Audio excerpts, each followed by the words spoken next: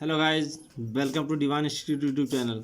यदि आप चैनल पर पहली बार विजिट कर रहे हैं तो चैनल को सब्सक्राइब कर लें, पास में लगी बेल आइकन को प्रेस कर लें, जिससे हमारे द्वारा बनाई गई वीडियो की रेगुलर नोटिफिकेशन आप तक पहुंचती रहे। आज हमने अपने इस वीडियो में जनरल अवेयरनेस के महत्वपूर्ण प्रश्नों को संकलित किया है, जो आपके सभी कम्पिटिटिव एग्जाम की दृष्टि से बहुत ही महत्वपूर्ण है। तो प्लीज़ वीडियो को शुरू से लेकर अंत तक जरूर वॉच करें। आइए देखते हैं इन प्रश्नों की श्रृंखला को। आज का हमारा पहला प्रश्न है, निम्नलिखित एनटीपीसी संयंत्रों में कौन गैस आधारित नहीं है? निम्नलिखित एनटीपीसी संयंत्रों में कौन गैस आधारित नहीं है? तो आपके लिए ऑप्शन जो है औरैया, ऑप्शन 2 है आंवला, ऑप्शन 3 है दादरी, ऑप्शन 4 है टांडा। तो आपका उत्तर प्रदेश के अम्बेडकर नगर जिले में स्थित टांडा जो है, जो आपका ऑप्शन नंबर 4 है टांडा, यह जो है कोयले पर आधारित विद्युत केंद्र है। किस पर आधारित है? यह कोयले पर आधारित विद्युत केंद्र है जो अम्बेडकर नगर जिले में स्थित है। जबकि औरैया, दादरी, जो दादरी है गौतम बुद्ध नगर में है, और जो आंवला है यह बरेली या गैस पर आधारित विद्युत केंद्र है, जिनके गैस की आपूर्ति जो है गुजरात के हजारी गैस उत्पादन केंद्र से की जाती है। कहाँ से की जाती है? इन तीनों की आपूर्ति गुजरात के हजारीबाग गैस से की जाती है। हजारी गैस से इनकी आपूर्ति की जाती है, जो इनके उत्पादन केंद्र हैं। आइए देखते हैं नेक्स्ट क्वेश्चन को। हमारा दूसरा क्वेश्चन है, मानव नेत्र का वह भाग जिसमें रक्त वाहिकाएं उपस्थित नहीं रहती हैं। मानव नेत्र का वह भाग जिसमें रक्त वाहिकाएं उपस्थित नहीं रहती हैं। आपके लिए ऑप्शन है cornea, option 2 retina, option 3 choroid, option 4 पुतली। तो जो आपका ऑप्शन नंबर ए है कॉर्निया, कॉर्निया जो है आँख का सबसे सामने वाला पारदर्शी कांच जैसा हिस्सा होता है। कॉर्निया जो शरीर का एकमात्र ऐसा हिस्सा होता है जिसमें रक्त की आपूर्ति नहीं होती है। कॉर्निया की सतह पर आंसू एक महीन परत बनकर निकलते हैं और उसके पोषण के तत्व प्रदान करते हैं। कॉर्निया में अति सूक्ष्म नसें, जिसे हम नर्व कहते हैं, होती हैं, वह इसे शरीर का सबसे संवेदनशील अंग बनाती हैं। तो इस तथ्य को आप याद रखिएगा। आपका ऑप्शन नंबर 1 बिल्कुल सत्य है। बढ़ते हैं नेक्स्ट क्वेश्चन की ओर। हमारा अगला क्वेश्चन है, एक गिलास पानी पीने से कितनी कैलोरी ऊर्जा मिलती है? एक गिलास पानी पीने से कितनी कैलोरी ऊर्जा मिलती है? आपके लिए ऑप्शन है 0, 15, 25 और 50। तो पानी पीने से हमें 0 ऊर्जा प्राप्त होती है, यानी कि कोई भी ऊर्जा प्राप्त नहीं होती है। बढ़ते हैं नेक्स्ट क्वेश्चन की ओर। नेक्स्ट क्वेश्चन हमारा है, जैव विकास जिसे एवोल्यूशन कहते हैं को सर्वप्रथम किसने समझाया? जैव विकास जिसे इवोल्यूशन कहते हैं सर्वप्रथम किसने समझाया? यहाँ पर आपके लिए 4 ऑप्शन है, Newton, Einstein, Charles Darwin, Lamarck. तो आपका जो ऑप्शन नंबर 4 है लैमार्क। जीव विकास का सर्वप्रथम लैमार्क ने समझाने का प्रयास किया था। इनका जो सिद्धांत और लैमार्कवाद के नाम से जाना जाता है। ये एक फ्रांसीसी जीव वैज्ञानिक थे। इनके अनुसार जीवों में आंतरिक बल में जीवों के आकार को बढ़ाने की प्रवृत्ति होती है। जैसे उनके अनुसार जिराफ की गर्दन लंबी इसलिए हुई क्योंकि वह ऊंचे पहाड़ों की पत्तियां खाता था।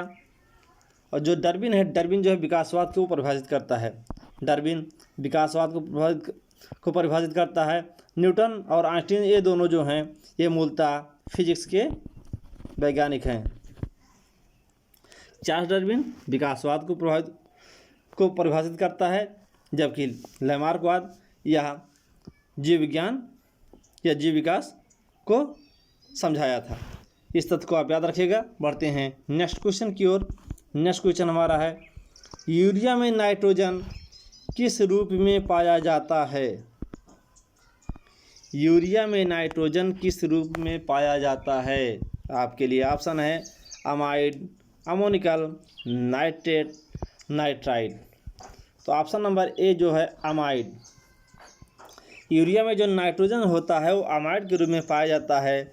इसमें 46% कितना 46% इसमें आपका नाइट्रोजन होता है जो दाने के रूप में पाया जाता है। इसके साथ अमोनियम नाइट्रेट भी मिली रहती है, इसलिए इसके मिश्रण को यूरिया अमोनियम नाइट्रेट या UAN मिश्रण कहते हैं। इसका रासायनिक सूत्र होता है CONH2 ये यूरिया का सूत्र होता है। इस तथ्य को याद रखिएगा। बढ़ते हैं नेक्स्ट क्वेश्चन की ओर। नेक्स्ट क्वेश्चन है कृत्रिम रेशम का निम्न नाम भी है। कृत्रिम रेशम का दूसरा नाम क्या है यह पूछ रहा है। आपके लिए 4 ऑप्शन है, रेयान, ड्रेक्रॉन, रेशा कांच तथा नॉयलॉन। तो जो आपका ऑप्शन नंबर 1 है रेयान, यह कृत्रिम रेशे का एक अन्य नाम है। सेल्यूलोज से बने कृत्रिम रेशे को हम रेयान कहते हैं। किसे? सेल्यूलोज से बने कृत्रिम रेशे को हम रेयान कहते हैं। रेयान बनाने के लिए हम सेल्यूलोज कागज़ की लुगदी या कास्ट को लिया जाता है। रेयान रासायनिक दृष्टि से सूत के समान होता है। इसका उपयोग कपड़ा बनाने, कालीन बनाने, चिकित्सा के क्षेत्र में जाली बनाने के लिए किया जाता है। जबकि नायलॉन एक पॉलीएमाइड रेशा है। यह मानव द्वारा संश्लेषित किया गया पहला रेशा है। नायलॉन कौन सा रेशा है? पॉलीएमाइड। इस तथ्य को याद रखिएगा, पॉलीएमाइड। बढ़ते हैं नेक्स्ट क्वेश्चन की ओर। नेक्स्ट क्वेश्चन हमारा है बाजार में बिकने वाला जो सोना होता है, यानी कि 18 कैरेट सोने, बाजार में बिकने वाले सामान 18 कैरेट सोने में कितनी मात्राएं होती हैं? तो आपका ऑप्शन है 82 भाग सोने के तथा 18 भाग अन्य धातुओं के होते हैं। दूसरा है 18 भाग सोने के तथा 82 भाग अन्य धातुओं के होते हैं। तीसरा ऑप्शन है 18 भाग सोने के तथा 6 अन्य भाग धातुओं के होते हैं। 9 भाग सोने के तथा 15 भाग अन्य धातुओं के होते हैं। यानी कि जो यहाँ पर आपका ऑप्शन नंबर 3 है यह बिल्कुल सत्य है। 18 कैरेट सोने में 18:6 के अनुपात से धातुएं मिली होती हैं, जिसमें 18 भाग होता है सोने का, 6 भाग होता है शुद्ध तांबे का। तो सोने का शुद्धतम रूप जो होता है वो 24 कैरेट होता है। जो सोने का पूर्णतः शुद्ध होता है वह कितना होता है? वह 24 कैरेट होता है। ये बढ़ते हैं नेक्स्ट क्वेश्चन की ओर। हमारा नेक्स्ट क्वेश्चन है हीरा चमकदार दिखाई देता है। हीरा चमकदार दिखाई देता है क्यों? किसके कारण से? आपके लिए ऑप्शन है परावर्तन के कारण, दूसरा ऑप्शन है अपवर्तन के कारण, तीसरा है संपूर्ण आंतरिक परावर्तन के कारण, चौथा ऑप्शन है प्रकीर्णन के कारण। तो जब प्रकाश की किरणें किसी सघन माध्यम से विरल माध्यम में प्रवेश करती हैं तो वो अभिलंब से दूर हट जाती हैं। यदि आपतन कोण का मान बढ़ाते जाएं तो एक ऐसी स्थिति आती है जिसके लिए परावर्तन कोण का मान 90 डिग्री हो जाता है, जिससे आपका ऑप्शन नंबर 3 बिल्कुल सत्य है, क्योंकि हीरा चमकदार दिखाई देता संपूर्ण आंतरिक परावर्तन के कारण।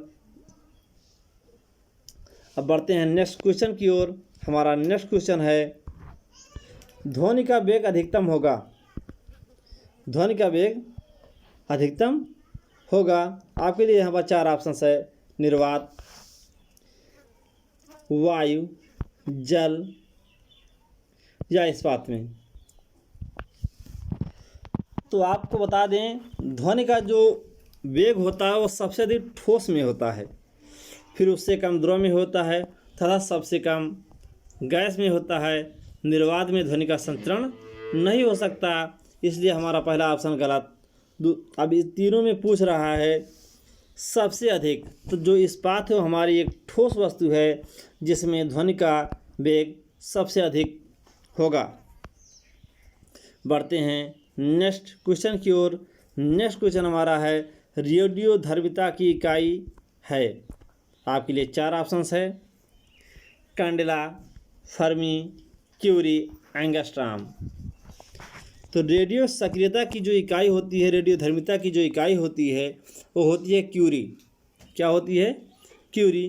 किसी रेडियो एक्टिव पदार्थ का वह परिमाण जिसे प्रति सेकंड 3.7 इंटू 10⁻10 विघटन होता है वह क्या कहलाता है? वह क्यूरी कहलाता है।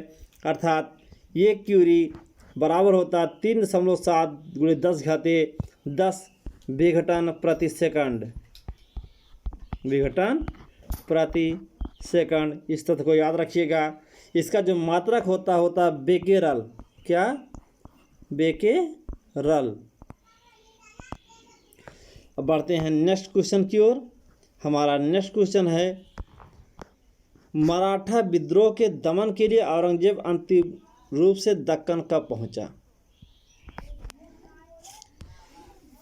मराठा विद्रोह के दमन के लिए औरंगजेब अंतिम रूप से दक्कन कब पहुंचा था? आपके लिए यहाँ पर ऑप्शंस है 1681, 1682, 1679 और 1700 ईस्वी।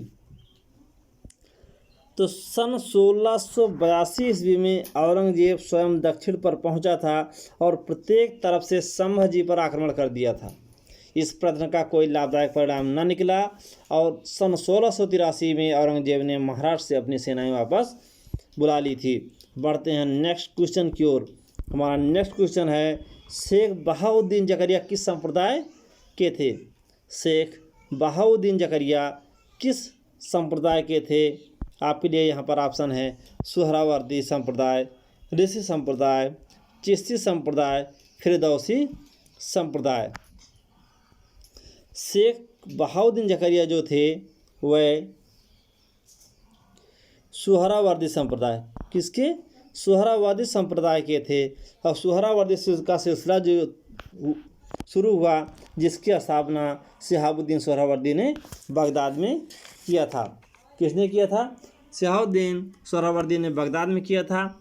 और उनके शिष्य बहाउद्दीन जकरिया और जलालुद्दीन तबरेज़ी इसे भारत में ले आए थे। सुहरावर्दी सिलसिले का केंद्र जो था वो क्या था? इसका सेंटर था मुल्तान। इसका सेंटर था मुल्तान। चिश्तियों के विपरीत सुहरावर्दी संत धन संपत्ति तथा राजकीय संरक्षण को महत्व देते थे। बहाउद्दीन जकरिया को इल्तुतमिश ने शेखुल इस्लाम की उपाधि दी थी। क्या? बहाउद्दीन जकरिया को इल्तुतमिश ने शेखुल इस्लाम, इसको याद रखिएगा, शेखुल इस्लाम, इस तथ्य को याद रखिएगा। बढ़ते हैं नेक्स्ट क्वेश्चन की ओर। हमारा नेक्स्ट क्वेश्चन है, दिल्ली में मदरसा ए मुइज़्ज़ी नामक मदरसे की स्थापना किसने की? दिल्ली में मदरसा ए मुइज़्ज़ी नामक मदरसे की स्थापना किसने की? आपके लिए यहाँ पर 4 ऑप्शंस है, कुतुबुद्दीन ऐबक, इल्तुतमिश, नसीरुद्दीन महमूद तथा बलबन। तो सुल्तान इल्तुतमिश जो भारत के प्रथम मुस्लिम राज्य का संस्थापक था, ने शिक्षा की ओर विशेष ध्यान दिया। इल्तुतमिश ने सर्वप्रथम दिल्ली में एक मदरसे की स्थापना की और उसका नामकरण मुइज़ुद्दीन मोहम्मद गौरी के नाम पर मदरसा मुइज़्ज़ी रखा था। किसके नाम पर? मुइज़ुद्दीन मोहम्मद गौरी के नाम पर मदरसा मुइज़्ज़ी रखा था। बदायूं में इसी नाम पर एक दूसरे मदरसे की स्थापना उसने की थी, जो उत्तरी भारत में इस्लामी संस्कृति का दूसरा केंद्र बन गया था। और नसीरुद्दीन महमूद के शासनकाल में उसके प्रधानमंत्री बलबन ने सुल्तान के नाम पर मदरसा नसीरिया नामक मदरसे की स्थापना की और प्रसिद्ध ऐतिहासिक ग्रंथ तबकात नसरी के सुविख्यात लेखक मिनहाजुस सिराज को उस मदरसे का प्रधानाचार्य नियुक्त किया था।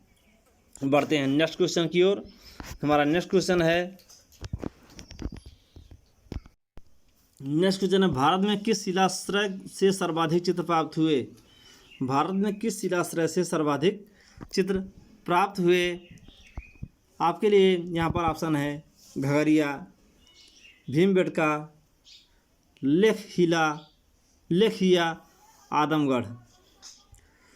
तो आपको जो ऑप्शन है भीमबेटका, ये बिल्कुल सत्य है। मध्य प्रदेश के रायसेन जिले में स्थित जो भीमबेटका नामक पुरास्थल का क्षेत्र गुफाओं एवं शिलाश्रयों के लिए प्रसिद्ध है, जिनकी संख्या यहाँ पर लगभग कितना है? 500 है। भोपाल से लगभग 50 किलोमीटर दक्षिण में यह पूरा स्थल स्थित है। इस तथ्य को याद रखिएगा। बढ़ते हैं नेक्स्ट क्वेश्चन की ओर। राजा जनता के लिए है बने हैं, जनता राजा के लिए नहीं। राष्ट्रीय आंदोलन के दौरान निम्नलिखित में से यह वक्तव्य किसके द्वारा कहा गया है? तो यहाँ पर आपके लिए ऑप्शन है सुरेंद्र नाथ बनर्जी, आर.सी. दत्त, दादा भाई नौरोजी तथा गोखले। तो यहाँ पर जो आपका ऑप्शन नंबर 3 है, दादा भाई नौरोजी ने राजा जनता के लिए बने हैं, जनता राजा के लिए नहीं बनी है, यह वक्तव्य कहा था सन 1906 में कांग्रेस के कलकत्ता अधिवेशन में दादा भाई नौरोजी ने अध्यक्षता की थी और पहली बार स्वराज की मांग की थी। इस तथ्य को यहाँ पर से याद रखिएगा। बढ़ते हैं नेक्स्ट क्वेश्चन की ओर। नेक्स्ट क्वेश्चन हमारा है, किसने राष्ट्र को चतुर्मुखी कार्यक्रम बहिष्कार, स्वदेशी स्वराज, राष्ट्रीय शिक्षा दिया? किसने राष्ट्र को चतुर्मुखी कार्यक्रम बहिष्कार, स्वदेशी स्वराज तथा राष्ट्रीय शिक्षा दिया? तो यहाँ पर आपके लिए ऑप्शन है दादा भाई नौरोजी, बाल गंगाधर तिलक, महात्मा गांधी, अरविंद घोष। तो यहाँ पर जो आपका ऑप्शन नंबर 2 है बाल गंगाधर तिलक। बाल गंगाधर तिलक ने सर्वप्रथम विदेशी सामानों का बहिष्कार, स्वदेशी वस्तुओं के प्रति अनुराग, राष्ट्रीय ढंग की शिक्षा आदि उपायों के प्रयोगों का परामर्श दिया था। उनका दृढ़ विश्वास था कि विदेशी शासन कितना ही अच्छा क्यों न हो, स्वशासन से कभी अच्छा नहीं हो सकती। वह स्वदेशी वस्तुओं के प्रयोग के लिए एक धार्मिक कर्तव्य समझते थे। डॉक्टर शेरे ने द लिगेसी ऑफ लोकमान्य नामक पुस्तक में इसका उल्लेख किया है। बढ़ते हैं नेक्स्ट क्वेश्चन की ओर। हमारा नेक्स्ट क्वेश्चन है, सन 1907 में सूरत कांग्रेस अधिवेशन में किसका नाम कांग्रेस के अगले अध्यक्ष के रूप में गरम दल द्वारा प्रस्तावित किया गया था? आपके लिए यहाँ पर 4 ऑप्शन है, अरविंद घोष, बाल गंगाधर तिलक, महात्मा गांधी, बिपिन चंद्र पाल। तो आपके इन चारों ऑप्शन में से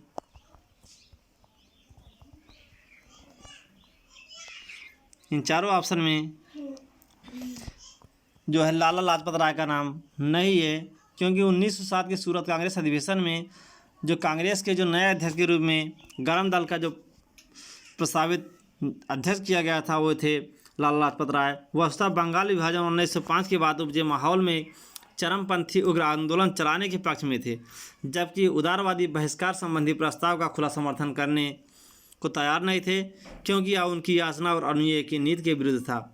1907 में सूरत के 23वें कांग्रेस अधिवेशन में मतभेद उस समय खुलकर सामने आ गया जब गरम दल की इच्छा के विरुद्ध लाला लाजपत राय के स्थान पर रासबिहारी घोष को उनका अध्यक्ष चुना गया। इस प्रकार स्वराज संबंधी प्रस्ताव बहिष्कार था। राष्ट्रीय शिक्षा के मामले पर मतभेद को लेकर कांग्रेस नरम दल और गरम दल में विभाजित हो गई। गरम दल के नेता अरविंद घोष, बाल गंगाधर तिलक, बिपिन चंद्र पाल, लाला लाजपत राय थे। इनके विभाजन का नेतृत्व बाल गंगाधर तिलक ने किया था। तो यहाँ पर लाला लाजपत राय का नाम नहीं है, क्योंकि इनका नाम प्रस्तावित किया गया था और उस समय अध्यक्ष बना दिया गया था अरविंद घोष को। बढ़ते हैं नेक्स्ट क्वेश्चन की ओर। हमारा नेक्स्ट क्वेश्चन है, निम्न में से किस आंदोलन में सरदार वल्लभ भाई पटेल ने मुख्य भूमिका निभाई थी? आपके लिए यहाँ पर 4 ऑप्शन है, बिजौलिया आंदोलन, डांडी मार्च, अहमदाबाद में कपड़ा मिल श्रमिकों की हड़ताल या बारदौली सत्याग्रह। जो आपके लिए ऑप्शन है यहाँ पर बारदौली सत्याग्रह। बारदौली सत्याग्रह, इसके आंदोलन का नेतृत्व सरदार वल्लभ भाई पटेल ने किया था। उनके सफल आंदोलन के परिणाम स्वरूप सरकार ने 30% की लगान बढ़ोतरी को घटाकर 6.03 कर दिया था। किससे? 30% जो लगान था उसको से घटा करके कितना कर दिया था? उसे घटा करके 6.03% लाकर कर दिया था। अब बढ़ते हैं नेक्स्ट क्वेश्चन की ओर। नेक्स्ट क्वेश्चन हमारा है, किसने 1921 में पहली बार पूर्ण स्वतंत्रता की मांग उठाई थी? किसने पहली बार 1921 में पहली बार पूर्ण स्वतंत्रता की मांग उठाई थी? तो हमारा यहाँ पर 4 ऑप्शन है, मौलाना मोहम्मद अली, पंडित जवाहरलाल नेहरू, महात्मा गांधी, मौलाना हसरत मोहानी। तो प्रसिद्ध उर्दू शायर एवं कांग्रेसी नेता हसरत मोहानी ने 1921 में अखिल भारतीय कांग्रेस फोरम, किसमें? अखिल भारतीय कांग्रेस फोरम में पहली बार पूर्ण स्वराज की मांग की थी, कंप्लीट इंडिपेंडेंस की मांग किसने की थी? मौलाना हसरत मोहानी ने। बढ़ते हैं नेक्स्ट क्वेश्चन की ओर। द्वितीय गोलमेज सम्मेलन में कांग्रेस के एक प्रतिनिधि के रूप में भाग लेने के लिए महात्मा गांधी ने बम्बई से लंदन जिस पानी के जहाज़ से गए थे उसका नाम क्या था? सितंबर 1930 ईस्वी को हुए गांधी इरविन समझौते के फलस्वरूप गांधी जी ने कांग्रेस के एक मध्य प्रतिनिधि के रूप में दिसंबर 1931 में लंदन में आयोजित द्वितीय गोलमेज सम्मेलन में भाग लिया था। गांधी जी SS राजपुताना, कौन? SS राजपुताना नामक जलयान से लंदन पहुंचे थे। लंदन के किंग्सले हॉल में ठहरे थे। इस तथ्य को आप याद रखिएगा। बढ़ते हैं नेक्स्ट क्वेश्चन की ओर। नेक्स्ट क्वेश्चन हमारा है, वर्ष 1937 के चुनाव में कितने प्रांतों में कांग्रेस को पूर्ण बहुमत प्राप्त हुआ था? तो सन 1937 के आम चुनावों में कितने प्रांतों में कांग्रेस को पूर्ण बहुमत प्राप्त हुआ था? आपके लिए यहाँ पर ऑप्शंस है 11, 9, 6 और 3। तो यहाँ पर कांग्रेस को जो है 6 प्रांतों में पूर्ण बहुमत प्राप्त हुआ था। वो जिसमें है बिहार, मद्रास, उड़ीसा, मध्य प्रांत, संयुक्त प्रांत और बम्बई। इनमें से इनको पूर्ण बहुमत प्राप्त हुआ था, किंतु बाद में चलकर उसने पश्चिमोत्तर प्रांतीय असम में भी कांग्रेसी मंत्रिमंडल की स्थापना हुई। इस प्रकार उन्हें कुल 8 प्रांतों में सरकार का गठन किया था। प्रश्न में दिए गए विकल्प के अनुसार जो हमारा ऑप्शन नंबर 3 है ये बिल्कुल सत्य है। अगर यहाँ पर 8 ऑप्शन कोई दिया होता तो हमारा बिल्कुल सत्य, क्योंकि 6 राज्यों में उन्हें पूर्ण बहुमत प्राप्त हुआ था। बाद में उन्होंने पश्चिमोत्तर प्रांत और असम में भी अपनी कांग्रेसी मंत्रिमंडल की स्थापना की। इस प्रकार उन्हें कुल 8 प्रांतों की सरकार का गठन किया था। बढ़ते हैं नेक्स्ट क्वेश्चन की ओर। हमारा नेक्स्ट क्वेश्चन है, भारत छोड़ो आंदोलन के नेताओं को गिरफ्तार करने हेतु ब्रिटिश सरकार द्वारा चलाया गया अभियान था। भारत छोड़ो आंदोलन के नेताओं को गिरफ्तार करने हेतु ब्रिटिश सरकार द्वारा चलाया गया अभियान था। Operation Rinderpest, Operation Zero Hour, Operation Thunderbolt, Operation Blue Star. तो जो आपका ऑप्शन नंबर बी है, दो है ऑपरेशन जीरो आवर। गांधी ने 8 अगस्त 1942 को अखिल भारतीय कांग्रेस समिति के सम्मेलन में कहा था कि मामूली संघर्ष का अर्थ आंदोलन की शुरुआत नहीं है। आपने केवल अपनी शक्ति मेरे हाथ में दे दी है। अब इस वायसराय से भेंट करूंगा, उसके द्वारा कांग्रेस की मांग स्वीकार करने की प्रतीक्षा करूंगा। परंतु गांधी के वायसराय से मिलने से पहले सरकार ने आधी रात को ऑपरेशन जीरो आवर के तहत 9 अगस्त 1942 को गांधी की तथा अन्य सभी कांग्रेसी नेताओं को बंदी बना लिया गया था। गांधी जी को पूना के आगा खां के महल में नज़रबंद कर दिया गया था। कांग्रेसी कार्य समिति के सदस्यों नेहरू, अब्दुल कलाम आज़ाद, आसफ अली, गोविंद वल्लभ भाई पंत, डॉक्टर प्रफुल्ल चंद्र घोष, डॉक्टर पट्टा भिसी तरमैया, डॉक्टर सैयद महमूद आचार्य कृपलानी को अहमदनगर के किले में रखा गया था। कांग्रेस कार्य समिति के सदस्य राजेंद्र प्रसाद को पटना में नज़रबंद रखा गया था। ये कांग्रेसी नेता 15 जून सन 1945 तक बंदी गृह में रहे। इसके साथ ही अंग्रेजी सरकार ने अखिल भारतीय कांग्रेस समिति, कांग्रेस कार्यकारिणी तथा प्रांतीय कांग्रेस समिति को भी गैर कानूनी घोषित कर दिया था।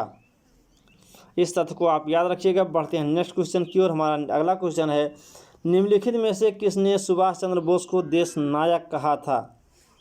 निम्नलिखित में से किसने सुभाष चंद्र बोस को देश नायक कहा था? आपके लिए ऑप्शन है महात्मा गांधी, राम मनोहर लोहिया, रविन्द्रनाथ टैगोर, सरदार वल्लभ भाई पटेल। तो आपके लिए जो ऑप्शन नंबर 3 है, सुभाष चंद्र बोस को रविन्द्रनाथ टैगोर ने देश नायक की उपाधि प्रदान की थी।